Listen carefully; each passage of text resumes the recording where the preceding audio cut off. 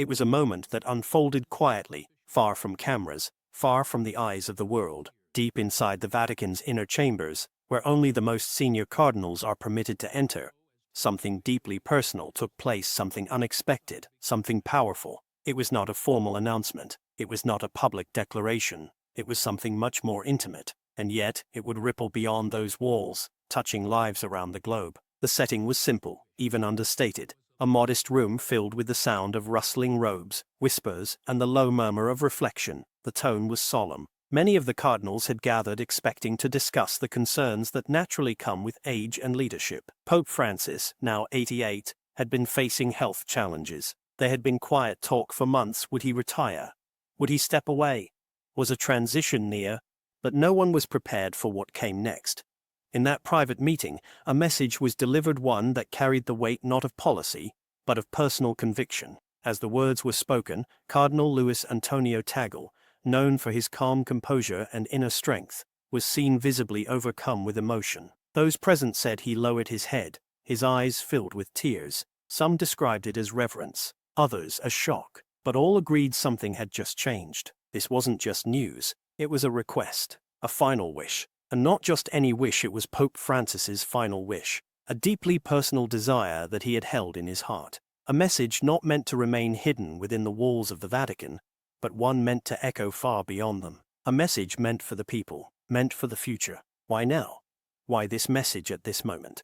The answer, perhaps, lies not in the timing, but in the heart of the man himself. Pope Francis, the first pope from the Americas, the first Jesuit to hold the office, had always walked a different path. From the moment he stepped onto the balcony in 2013, he signaled something new, something personal. He had taken the name Francis in honor of Saint Francis of Assisi, a man known for his love of the poor, his simplicity, and his courage to reform from within. And Pope Francis did the same.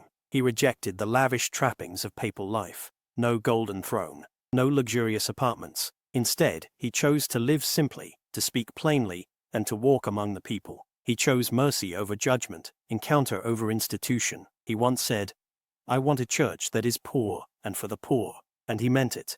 But now, with age catching up and his strength beginning to fade, it seemed that the mission he had begun still felt incomplete. His message to the cardinals that day was not about resignation. It wasn't even about succession in the traditional sense. It was a final offering, a handing over of vision, a torch passed not with force, but with hope. Witnesses said that when Cardinal Tagle heard the words, it was as if the weight of that vision landed fully on his shoulders. Known for his deep humility, his warm smile, and his unwavering compassion, Tagle had always been seen as someone close to the Pope, not just geographically, but spiritually. He wasn't just a trusted advisor, he was someone who shared Pope Francis's heart.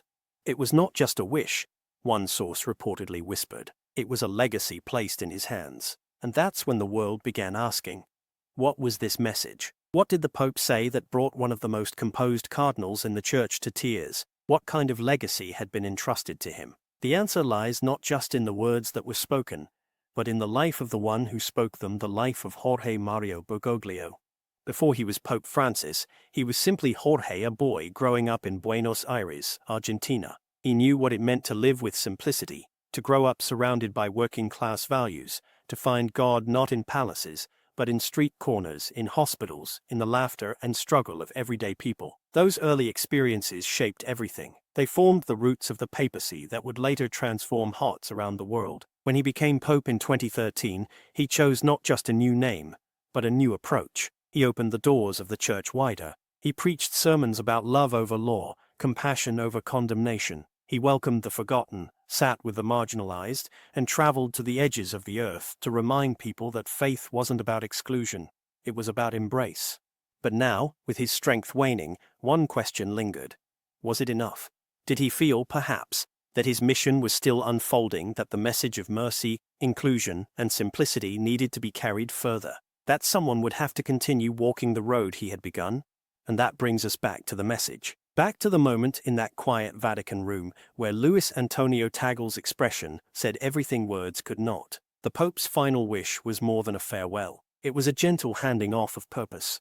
In most cases, when a pontiff wishes to be remembered, it's through formal documents, encyclicals, apostolic exhortations. But Pope Francis had always led from the heart. He chose relationship over rulebook. His final message wasn't filled with policies or procedures. It was a call soft but clear to keep the church human, to keep it kind, to keep it close to the wounded and the forgotten. One Vatican insider explained it this way. He wanted to be remembered for who would continue transforming. And if anyone understood that vision, it was Cardinal Tagle. So who is this man the Pope trusted so deeply?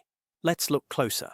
Luis Antonio Tagle was born in Manila, the capital of the Philippines, far from the historical power centers of Catholicism. But what he lacked in proximity to Rome, he made up for in spirit. From a young age, Tagle was known for his warmth, his intelligence, and his profound faith. He rose through the ranks not by ambition, but by the quiet power of example. He simply lived the gospel with joy, with clarity, and with love. And Pope Francis noticed.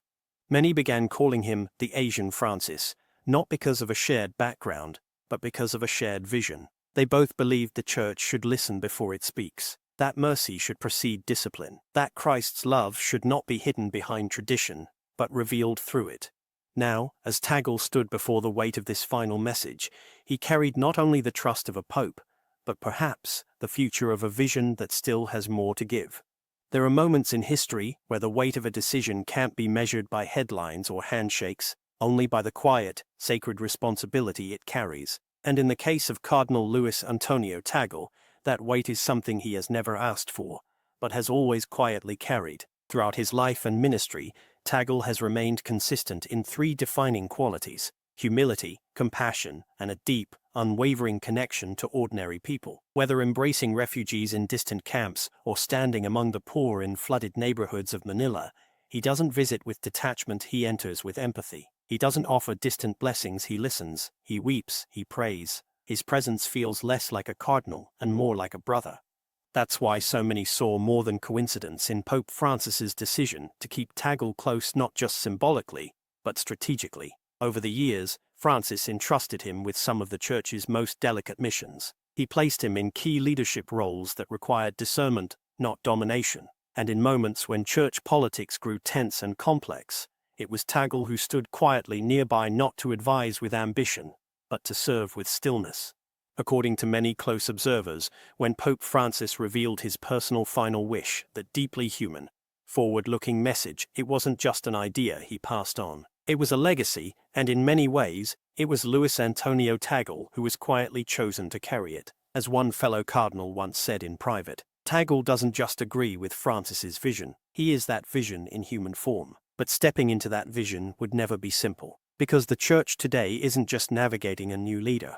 It is standing before a greater question, one that reaches beyond titles and thrones. The Catholic Church is at a spiritual crossroads, where tradition and transformation now meet face to face.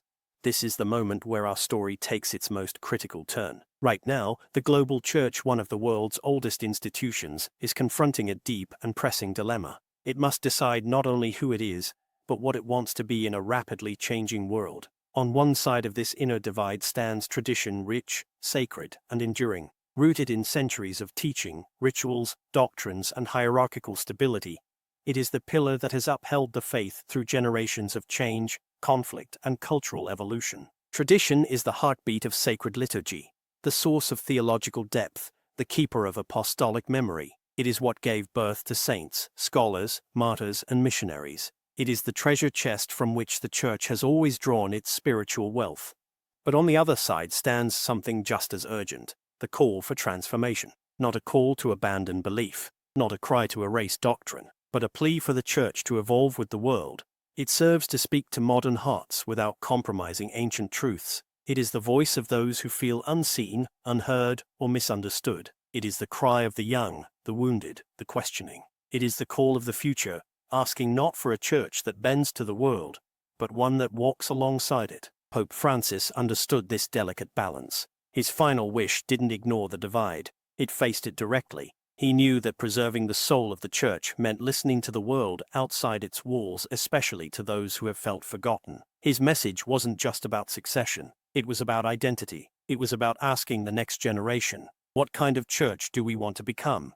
And that's where Cardinal Tagle stands uniquely, vulnerably, and profoundly. He is one of the few figures in the modern church who has earned the respect of both sides. Theologians and traditional clergy admire his loyalty to doctrine, his deep study of Catholic teaching, and his ability to articulate the Church's teachings with clarity. At the same time, the faithful who hunger for renewal see in him a pastor who does not merely speak about the poor, he lives among them. He doesn't speak loudly, but his compassion resonates.